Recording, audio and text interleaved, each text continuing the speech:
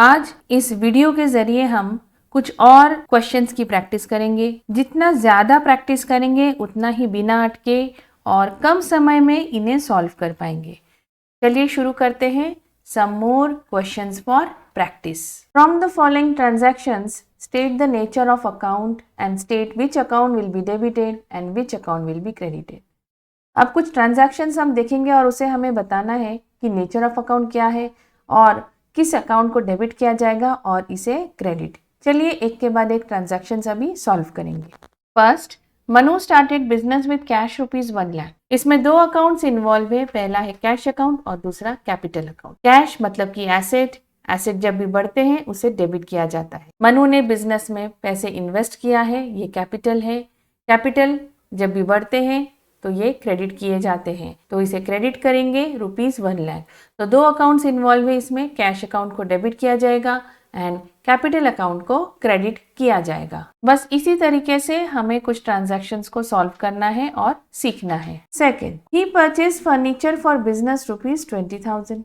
अब बिजनेस के लिए फर्नीचर खरीदा गया है, फर्नीचर आई है तो एक फर्नीचर अकाउंट अफेक्ट हुआ है और दूसरा कैश गई है बिजनेस से।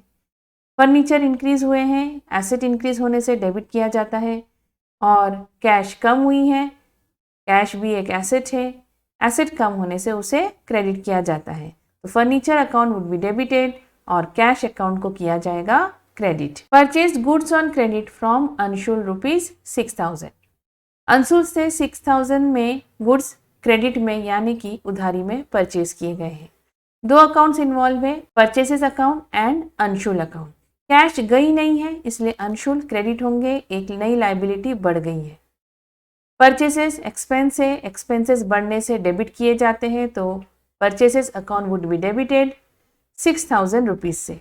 और अंशुल एक क्रेडिटर है, क्रेडिटर एक लायबिलिटी वो भी बढ़ी हुई है तो क्रेडिट किया जाएगा विथ ₹6,000। तो purchase account debit, Anshul account credit. Next, paid to his creditor Anshul ₹2,000। अब अंशुल को इस ट्रांजैक्शन में पेमेंट किया गया है। अंशुल जो कि पहले एक लायबिलिटी थे, लायबिलिटी कम हो गई है, लायबिलिटी कम होने से डेबिट किया जाता है और कैश बिजनेस से कम हुई है, पेमेंट किया गया है। कैश एक एसेट है, एसेट डिक्रीज हुई है, डिक्रीज होने से उसे क्रेडिट किया जाता है। डेबिट होंगे Anshul, Anshul account would be debited and cash account would be credited. Paid salary to his clerk ₹1,000. अब सैलरी दी गई है क्योंकि सैलरी एक एक्सपेंस है, एक्सपेंसेस बढ़ने से डेबिट किए जाएंगे। कैश पेमेंट किया गया है, कैश कम हुई है, कैश कम होने से एसेट कम हो रहे हैं बिजनेस से तो ये क्रेडिट किए जाएंगे।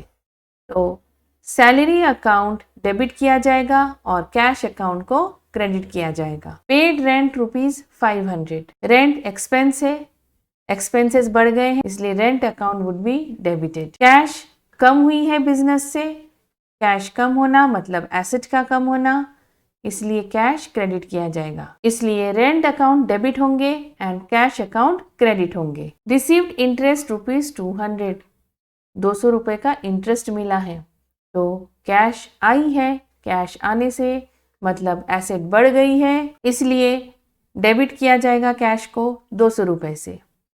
इंटरेस्ट इनकम है, बिजनेस में एक इनकम आई है, इनकम बढ़ने से क्रेडिट होता है इसलिए क्रेडिट किया जाएगा ₹200 से। तो फाइनली कैश अकाउंट को डेबिट करेंगे एंड इंटरेस्ट अकाउंट को क्रेडिट करेंगे। अब प्रैक्टिस करेंगे टी शेप अकाउंट्स बनाने की। First question, prepare a T shaped cash account for the following transactions. कुछ ट्रांजैक्शंस यहाँ पे दिए हैं, उससे हमें एक टी शेप अकाउंट बनाना है, कैश अकाउंट बनाना है। कैश एसेट है, एसेट का मतलब बढ़ते हैं तो डेबिट साइड और घटते हैं तो क्रेडिट साइड। तो कैश जब जब बढ़ेंगे मैं ये इंक्रीज साइड में उसे रिकॉर्ड करूंगी और कैश कम होते जाएंगे मैं उसे इस डिक्रीज कॉलम में रिकॉर्ड करूंगी। चलिए एक एक ट्रांजैक्शन पढ़ते हैं और देखते हैं। सबसे पहला है, Mohan started business with cash ₹40,000। Business में कैश आई है ₹40,000 मतलब ये होंगे इंक्रीजिंग साइड में, ये रहा इंक्रीजिंग साइड में। फर्स्ट में मैंने लिखा है कैपिटल, तो 40,000 बिजनेस में इन्वेस्ट हुआ है, बिजनेस में कैश आई है। सेकेंड, परचेज गुड्स ₹20,000 मतलब अब परचेज करेंगे तो कैश कम होगी, इसलिए मैंने डिक्रीज कॉलम में राइट हैंड साइड में लिखा है परचेसेस 20,000 से कैश कम हो जाएगी। सोल्ड गुड्स ₹25,000, माल या गुड्स बेचेंगे तो कैश आएगी, तो 24,000 से और कैश आ गई, ये लिखा है मैंने थर्ड सेल्स 24,000। तो जब जब आती जाएगी मैं उसे इंक्रीजिंग कॉलम में लिखूंगी। पेड रेंट ₹400, अब 400 रेंट पेमेंट किया है मतलब कैश कम हो गई है, right hand side ₹400। Paid salaries ₹600, again right hand side salaries, cash कम हो जा रही है, 600 रुपए से और कैश कम हो रही है।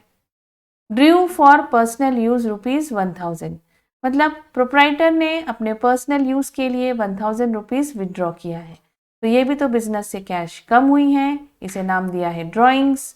₹1000 से अगेन कैश कम हो गई है, तो सारे ट्रांजैक्शंस की पोस्टिंग कैश अकाउंट में हो चुकी है। अब बारी आती है ये पता लगाना कि अब बैलेंस कैश कितना बचा है। तो टोटल हमें रिसीव हुआ है 64,000, 40,000 प्लस 24,000 इज 64,000। ये 64,000 मैंने राइट हैंड साइड पे लिखा है 64,000 as it is.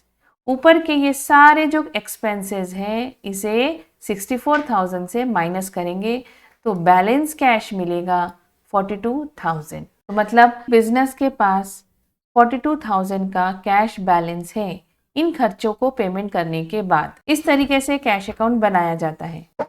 Next question, open a T shape account of debtor bridge for the following transaction. इसमें ब्रिज अकाउंट बनाना है क्योंकि ये एक डेटर है, मतलब ये भी डेटर्स बढ़ते हैं तो डेबिट होते हैं और घटेंगे तो क्रेडिट होंगे, इसलिए मैंने लेफ्ट साइड में फिर से इंक्रीज में प्लस लिखा है और डिक्रीज के लिए मैंने राइट हैंड साइड पे लिखा है। अब चलिए फटाफट एक एक ट्रांजैक्शन पढ़ते हैं। पहला है sold goods to Brij on credit, उधारी में माल बेचा है, ये रहे 25,000, मतलब डेटर्स 25,000 से बढ़ रहे हैं, बढ़ेंगे मतलब हमें इंक्रीजिंग कॉलम में लिखना है 25,000। कैश रिसीव्ड फ्रॉम ब्रिज ₹10,000, अब कैश ब्रिज ने पेमेंट किया है 10,000 का, एक डेटर ने पेमेंट किया है, तो डेटर्स कम हो रहे हैं 10,000 से बिजनेस के लिए, ये रहा राइट हैंड साइड पे 10,000 लिख दिया गया है। डिस्काउंट अलाउड टू हिम ₹500, उसे डिस्काउंट दिया गया है बिजनेस की तरफ से, उसे डिस्काउंट मिला है मतलब उसे 500 रुपीज कम पेमेंट करना पड़ेगा, ये रहा डिस्काउंट। डिक्रीज कॉलम में ₹500। Goods return by Brij ₹5,000, Brij ने 5,000 के गुड्स बिजनेस को रिटर्न कर दिए हैं, मतलब अगेन 5,000 से डेटर्स कम हो गए हैं, तो इसे नाम दिया है सेल्स रिटर्न ₹5,000। अब बारी है बैलेंस निकालने की कि अभी भी ब्रिज कितने से डेटर है। 25,000 का उसको टोटल सेल किया गया था, वही टोटल 25,000 यहाँ लिख दिया गया है, यही 25,000 हम राइट हैंड साइड पे भी लिख देंगे। अब ये ऊपर के तीन चीज़ों का हम टोटल कर लेंगे, 10 + 500 + 5,000 ये होते 15,500, इसको माइनस करेंगे 25,000 से तो बैलेंस मिलेगा 9,500। तो डेटर्स जो की है ब्रिज, अभी भी उनसे 9,500 बिजनेस को कैश मिलेगा। Bridge still has to pay ₹9,500 to the business. Next question, prepare proprietor's capital account from the following transactions. इसमें हमें एक प्रोप्राइटर का कैपिटल अकाउंट बनाना है इन ट्रांजैक्शंस को पढ़ते हुए। ये रहा यहाँ पे कैपिटल अकाउंट। कैपिटल अगर बढ़ते हैं तो क्रेडिट होते हैं और डिक्रीज होते हैं तो डेबिट होते हैं। तो जब जब बिजनेस में कैश इन्वेस्ट होगा हम उसको क्रेडिट करते जाएंगे। ये रहा क्रेडिट साइड जो कि राइट हैंड साइड है और ये रहा debit side. Prepare proprietor's capital account, तो सबसे पहला है 1 अप्रैल 2020 commence business with cash ₹2 lakh. 1 अप्रैल 2020 में बिजनेस में कैश इन्वेस्ट किया गया है ₹2 लाख, मतलब कैपिटल अकाउंट, कैपिटल बढ़ रही है बिजनेस में, तो 1 अप्रैल 20 को यहाँ लिखा है कैश अकाउंट 2 लाख। 31 मार्च 2021 में net loss as per profit and loss account ₹18,000। Business में अगर प्रॉफिट होता है तो वो कैपिटल अकाउंट में ऐड किया जाता है, मतलब जुड़ता है, लेकिन इस क्वेश्चन में यहाँ पे लॉस बताया जा रहा है 18,000 का 31 मार्च को, तो उसे डेबिट लिखेंगे। 31/3/21 को टू प्रॉफिट एंड लॉस मतलब लॉस लिखा है यहाँ पे 18,000 का लॉस, इसको हम माइनस किया जाता है हमेशा कैपिटल अकाउंट से, इसलिए हम इसको डेबिट में लिखेंगे। थर्ड, 31 मार्च 2021 drawings during the period ₹15,000। Drawings भी किए गए हैं 15,000 के, और ये जो है कैपिटल को रिड्यूस कर देते हैं, कम कर देते हैं, और जनरली ड्रॉइंग्स भी तो कैपिटल अकाउंट से माइनस किए जाते हैं, इसीलिए ये 15,000 हम डेबिट में लिखेंगे। 31 मार्च 21 टू ड्रॉइंग्स अकाउंट, ये रहा 15,000। अब सारे ट्रांजैक्शन की पोस्टिंग हो चुकी है, अब निकालते हैं बैलेंस। क्रेडिट साइड की टोटल निकाल ली है 2 लाख, हेवियर साइड की टोटल हमेशा पहले निकाल ली जाती है 2 लाख। ये 2 लाख मैंने डेबिट में भी लिख दिया है। ऊपर के ये दोनों चीज़ों की टोटल करेंगे और उसे 2 लाख से माइनस करेंगे, तो बैलेंस बचेगा 1,67,000। इसको क्रेडिट बैलेंस है, मतलब क्योंकि इसका क्रेडिट साइड हेवियर था इसलिए इसको क्रेडिट बैलेंस है, तो हम डेबिट में लिखेंगे टू बैलेंस कैरिड डाउन, और ये नीचे 1 अप्रैल 21 मतलब आने वाले साल के लिए यहाँ पे ओपन करेंगे। By balance brought down 1,67,000। तो 1,67,000 एक लाइबिलिटी है बिजनेस के लिए। बिजनेस के पास अभी भी 1,67,000 रुपीज है, जो मतलब बिजनेस को देना है प्रोप्राइटर को। बिजनेस ओज the proprietor ₹1,67,000। Next question, prepare proprietor's capital account from the following transactions. अब एक और कैपिटल अकाउंट बनाएंगे हम लोग। सेम वही रूल, कैपिटल बढ़ते हैं तो क्रेडिट में लिखे जाएंगे, कैपिटल घटेंगे तो डेबिट में लिखेंगे। First April 2013 started business with ₹45,000। 1 अप्रैल 2013 मैंने क्रेडिट में लिख दिया है by cash ₹45,000। 10th May 2013 withdrew from business for personal use ₹10,000। Personal use है तो ड्रॉइंग्स है, 10,000 से कैपिटल कम हो रहे हैं, ड्रॉइंग्स कर लिया है तो 2 ड्रॉइंग्स डेबिट साइड में 10,000 की अमाउंट लिख दी गई है। 15 जुलाई 2013 को फर्दर कैपिटल इंट्रोड्यूस ₹55,000। अब कैपिटल फिर से बढ़ गई है 55,000 से, बढ़ते हैं तो क्रेडिट में लिखेंगे 15 जुलाई 2013 बाय कैश 55,000 यहाँ पे लिखा गया है। 30 नवंबर 2013 इनकम टैक्स पेड ₹5,000। 30 नवंबर को इनकम टैक्स का पेमेंट हुआ है, ये कैपिटल में से माइनस किया जाता है, इसीलिए हम कैपिटल अकाउंट में इसको डेबिट में लिखेंगे ₹5,000। 31 मार्च 2014 प्रॉफिट फॉर द ईयर 30,000। जब भी प्रॉफिट होते हैं तो कैपिटल में जुड़ते हैं। जुड़ना मतलब क्रेडिट करना, क्योंकि क्रेडिट करेंगे तभी तो वो ऐड हो जाएंगी। तो 31/3/2014 को प्रॉफिट हुआ 30,000, ये यहाँ पे लिखा है 30,000। अब सारे ट्रांजैक्शंस की पोस्टिंग हो गई है, अब हम करेंगे इनकी टोटल और बैलेंस निकालेंगे। कैपिटल अकाउंट की क्रेडिट की टोटल आ रही है, इन तीनों को अगर हम जोड़ते हैं तो वी गेट 1,30,000। यही 1,30,000 को हम डेबिट में लिखेंगे और ऊपर के ये दोनों चीज़ों को माइनस करेंगे 1,30,000 में से, और हमें मिलेंगे 1,15,000 का बैलेंस। कैपिटल अकाउंट को क्रेडिट बैलेंस है इसलिए डेबिट में लिखा है टू बैलेंस कैरिड डाउन, और इसको हम राइट हैंड साइड में ओपन करेंगे for the next year. By balance brought down 1,15,000। तो अब भी 1,15,000 बिजनेस के लिए एक लाइबिलिटी है टुवर्ड्स द ओनर। अब इस क्वेश्चन में prepare proprietor's cash account, debtors account and creditor account, 3 account एक साथ खोलते हुए हम ट्रांजैक्शंस को सॉल्व करेंगे। First transaction, sold goods to Sanjay on credit ₹50,000।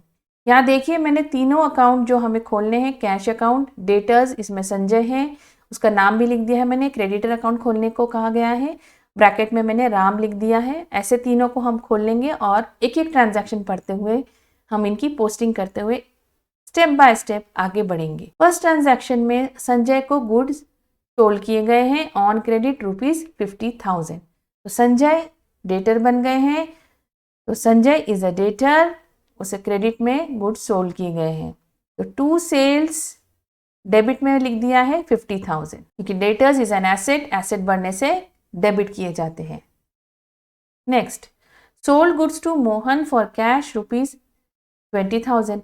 अब इस ट्रांजैक्शन में मोहन को गुड्स तो सोल्ड किए गए हैं बट मोहन ने कैश का पेमेंट कर दिया है, तो मोहन अब इस चीज़ के लिए डेटर नहीं है क्योंकि उसने कैश पेमेंट कर दिया है। तो कैश बिजनेस में आई है, इसलिए मैंने कैश अकाउंट में लिखा है रेड कलर से to sales 20,000. Purchase goods from Ram on credit rupees 25,000. अब राम से उधारी में परचेज किए गए हैं 25,000, मतलब कैश गई नहीं है, एक नई लायबिलिटी बढ़ गई है. लायबिलिटी बढ़ते हैं तो क्रेडिट किए जाते हैं, इसलिए क्रेडिटर्स अकाउंट में by purchases 25,000. Next, cash receive from Sanjay rupees 19,000.